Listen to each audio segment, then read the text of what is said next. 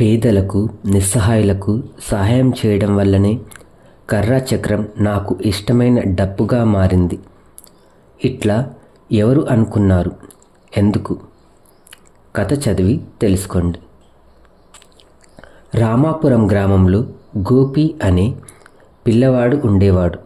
అతడు వాళ్ళ నాయనమ్మతో పాటు ఉండేవాడు. గోపి వాళ్ళ నాయనమ్మ ఎంతో కష్టపడి బతుకు వెళ్ళదీసేది. ఒకరోజు నాయనమ్మ గోపితో, ఒరేయ్ పిల్లగా, నేను కట్టెలు అమ్మడానికి అంగడికి పోతున్నా, వచ్చేటప్పుడు నీకేమైనా తేవలనా అన్నది. గోపి నాయనమ్మతో, నాకేమీ వద్దు కానీ బజార్లో డప్పు దొరికితే తీసుకురావా, డప్పు వాయించడం అంటే నాకు చాలా ఇష్టం, దాంతో ఆడుకుంటా అన్నాడు. నాయనమ్మ సరే అన్నది. అంగడిలో కట్టెలు అమ్మినాక నాయనమ్మ ఒక బొమ్మల దుకాణంలోకి పోయి, సేటు, ఈ డప్పు ధర ఎంత అని అడిగింది. 22 రూపాయలు అన్నాడు దుకాణదారు. కానీ నాయనమ్మ దగ్గర 15 రూపాయలే ఉన్నాయి. అయ్యో, మనవని కోసం డప్పు కూడా కొనలేకపోతేనే అనుకుంటూ నిరాశగా ఇంటికి బయలుదేరింది. తోవలో ఆమెకు ఒక గుండ్రని కర్ర చక్రం కనిపించింది. పోని దీన్నైనా తీసుకుపోతా, నా మనవడు ఆడుకుంటాడు అని ఆ చక్రాన్ని సంచిలో వేసుకొని ఇంటికి తీసుకుపోయింది. గోపి ఉరుక్కుంటూ వచ్చి నాయనమ్మను చుట్టేశాడు. నాయనమ్మ, డప్పు తెచ్చినవా అని అడిగాడు. డప్పు మరెప్పుడైనా తెస్తా, ఈ చక్రంతో ఆడుకో అని కర్ర చక్రాన్ని తీసి గోపికి ఇచ్చింది. గోపి మాట్లాడకుండా కర్ర చక్రాన్ని తీసుకొని దాన్ని దొర్లించుకుంటూ ఊరిలో తిరగసాగాడు. చక్రంతో ఆడుకుంటా పోతుంటే గోపికి ఒకచోట ఒక ముసలమ్మ పొయ్యి ముందర కూర్చొని ఏడవటం కనిపించింది. ఆమె దగ్గరికి వెళ్ళి, అవ్వా, ఎందుకు ఏడుస్తున్నావు అని అడిగాడు. బాగా ఆకలిగా ఉంది, ఇంట్లో పిండి ఉన్నది కానీ పొయ్యి వెలిగించడానికి కట్టెలు లేవు, రొట్టెలు ఎట్లా చేసుకోవాలో తెలుస్తలేదు అన్నది.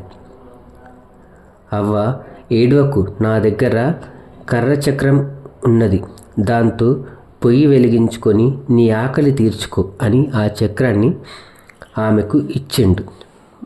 ముసలమ్మ గోపి జాలి గుణానికి సంతోషించి ఆ కట్టెతో పొయ్యి వెలిగించి రొట్టె చేసుకుంది. ఒరే పిల్లగా, నువ్వెంత మంచోడివి, నా ఆకలి తీర్చినావు, నీకు ఇవ్వడానికి నా దగ్గర ఏమీ లేదు, ఇదిగో ఈ రొట్టె తీసుకో, ఆకలైనప్పుడు తిను అని ఒక రొట్టె ఇచ్చింది.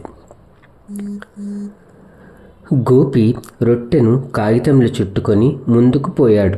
కొంత దూరం పోగానే కుండలు చేసే కనకయ్య కూతురు సరిత వాళ్ళమ్మ ఒడిలో కూర్చొని ఏడుస్తూ కనిపించింది. చిన్నమ్మ, మీ అమ్మాయి ఎందుకు ఏడుస్తున్నది అని అడిగాడు గోపి. ఆకలికి ఏడుస్తున్నది అన్నది బాధగా. చిన్నమ్మ, ఈ రొట్టెను తీసుకో అని తన చేతిలోని రొట్టెను ఆమెకి ఇచ్చాడు. పాప ఆకలి తీరి నవ్వసాగింది. బిడ్డ, నువ్వెంత మంచోడివి, నా బిడ్డ ఆకలి తీర్చినావు, నీకు ఇవ్వడానికి నా దగ్గర ఈ మట్టి పాత్ర తప్ప ఏమీ లేదు అని గోపికి మట్టి పాత్ర ఇచ్చింది. గోపి మట్టి పాత్రను తీసుకొని కొంత దూరం పోయాక బట్టలు ఉతికే రాజయ్య కనిపించాడు. రాజయ్య కొడుకు కుండను పగలగొట్టాడు. దాంతో రాజయ్య కొడుకును మందలిస్తున్నాడు. రాజయ్య కొడుకు ఏడుస్తున్నాడు. చిన్నానా, అతన్ని ఏమీ అనకు, ఇదిగో ఈ మట్టి పాత్రను తీసుకో అని మట్టి పాత్ర ఇచ్చాడు. దాంతో రాజయ్య, బాబు, నువ్వెంత మంచోడివి అని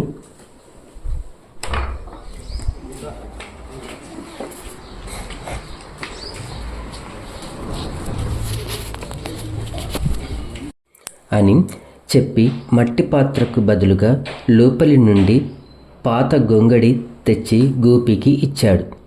గోపి గొంగడి భుజాన వేసుకుని నది దగ్గరకు పోయాడు. అక్కడ ఒక వ్యక్తి ఒంటి మీద సరైన బట్టలు లేకుండా చలికి గజగజ వణుకుతూ నిలబడి ఉన్నాడు. అతని పక్కనే ఒక గుర్రం కూడా ఉన్నది. గోపి ఉరుక్కుంటూ పోయి గొంగడి అతనికిచ్చి కప్పుకోమన్నాడు. ఆ వ్యక్తి గొంగడి కప్పుకొని అందులో ముడుచుకొని పోయాడు. అతని చలి తగ్గింది.